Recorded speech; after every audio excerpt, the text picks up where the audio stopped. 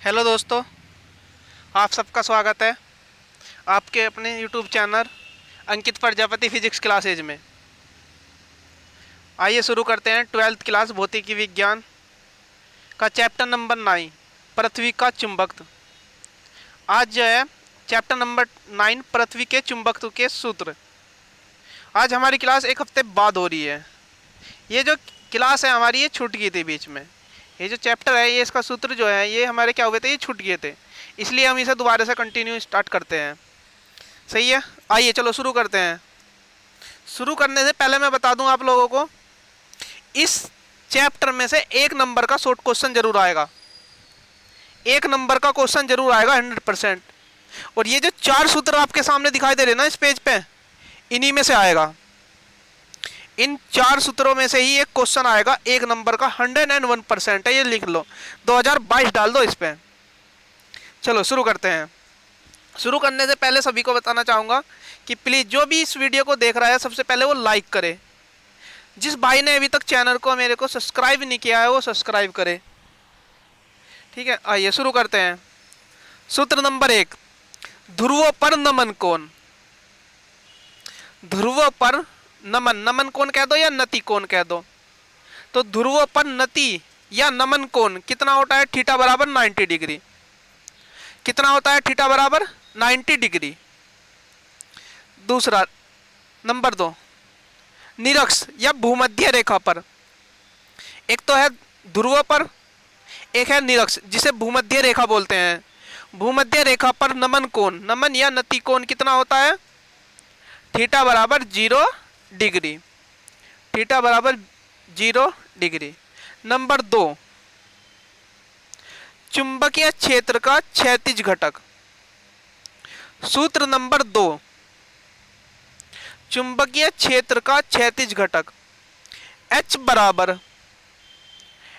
बराबर B cos theta. H बराबर B cos theta. सूत्र नंबर 3 पर आइए।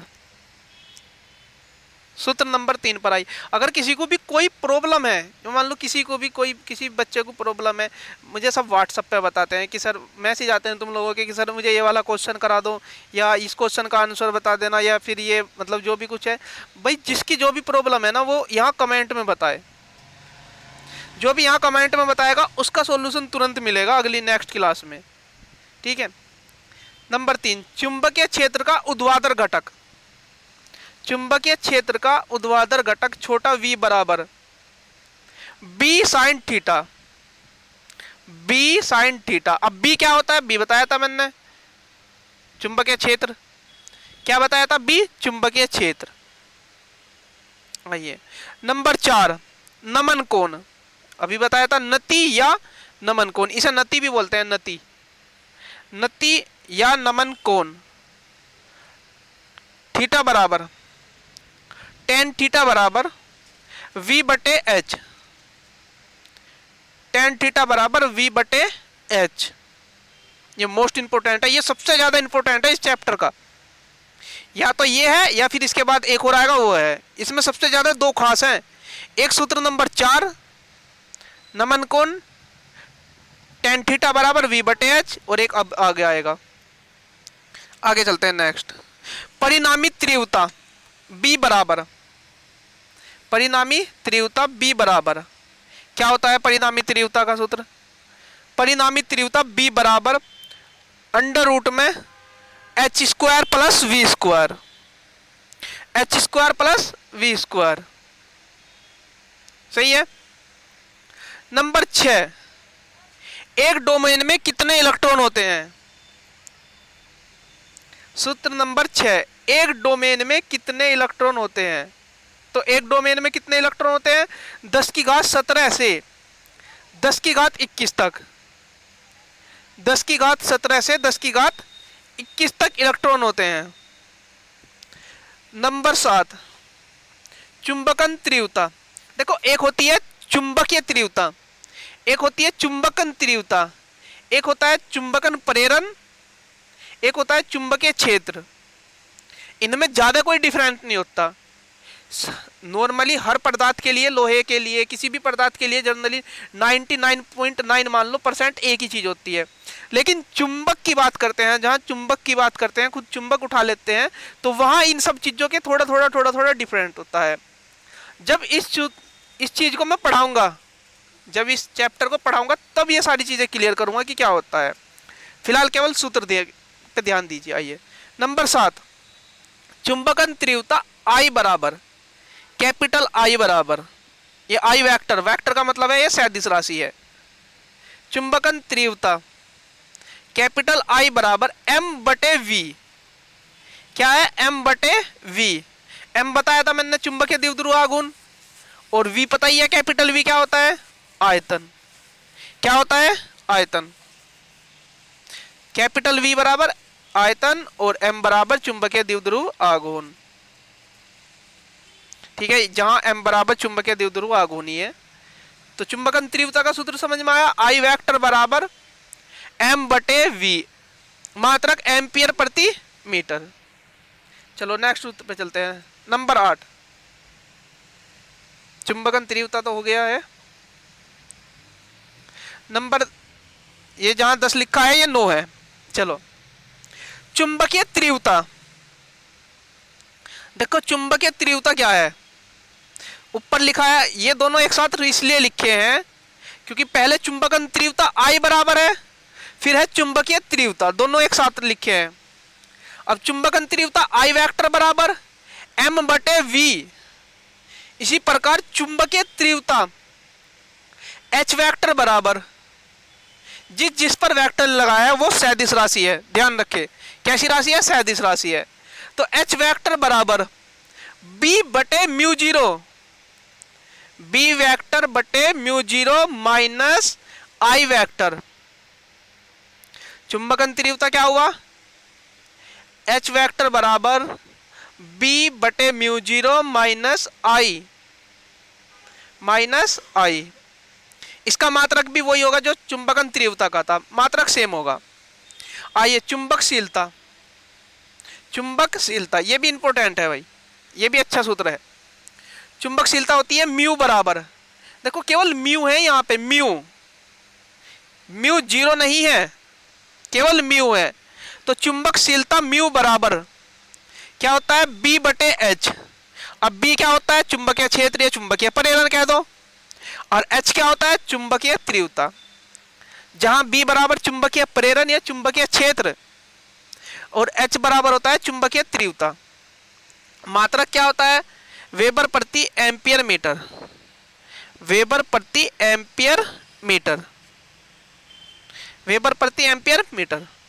आइए नंबर 12, सूत्र नंबर 12 मोस्ट इंपोर्टेंट है। सूत्र नंबर 12 क्या है, मोस्ट इंपोर्टेंट है।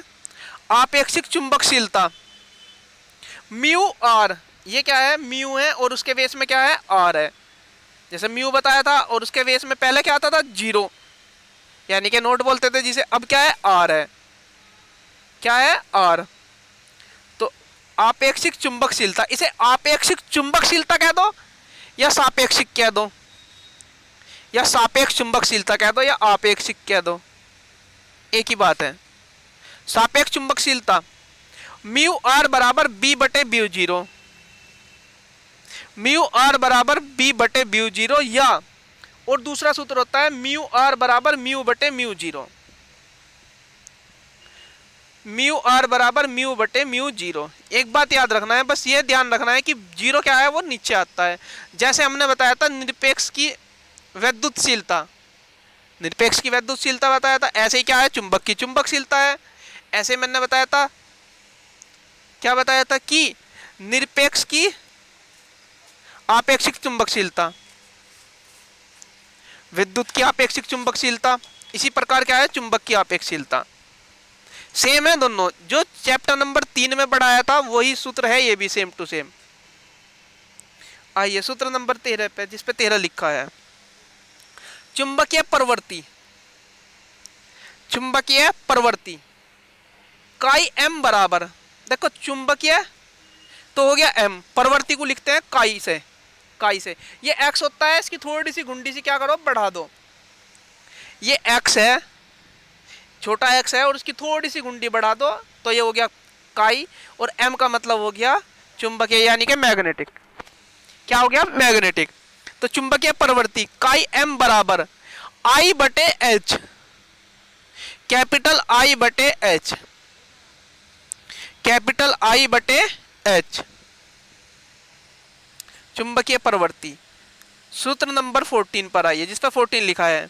मैंने कहा था इस सूत्र में दो ही, इस चैप्टर में केवल दो सूत्र सबसे ज्यादा खास है। पहला क्या था? नमन कोण। दूसरा क्या है? ये सूत्र नंबर 14, आपेक्षिक चुंबकशीलता।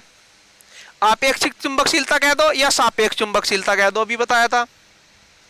आपेक्षिक चुंबकशीलता म्यू आर तथा चुंबकीय प्रवृत्ति काई एम में संबंध। आपेक्षिक चुंबकशीलता तथा चुंबकीय प्रवृत्ति में संबंध क्या होता है? सूत्र म्यू आर बराबर 1 plus chi M. Mu R बराबर 1 plus chi M. Mu R बराबर 1 प्लस काई एम। बार बार रिपीट कर रहा हूं, जिस सूत्र पे ज्यादा जोर दे रहा हूं, जिस सूत्र को बार बार रिपीट कर रहा हूं और कह रहा हूं, उस सूत्र पे 2022 डाल दो। बोर्ड एग्जाम में आया रखा है वो 101%। 101% नहीं बल्कि 110% मान लो। तो सभी भाइयों से निवेदन है, जिसने भी किसी ने भी अभी तक मेरा चैनल सब्सक्राइब नहीं किया है वो सब्सक्राइब करे, वीडियो को लाइक करे, ज़्यादा से ज़्यादा शेयर करे। आज के लिए इतना ही, धन्यवाद।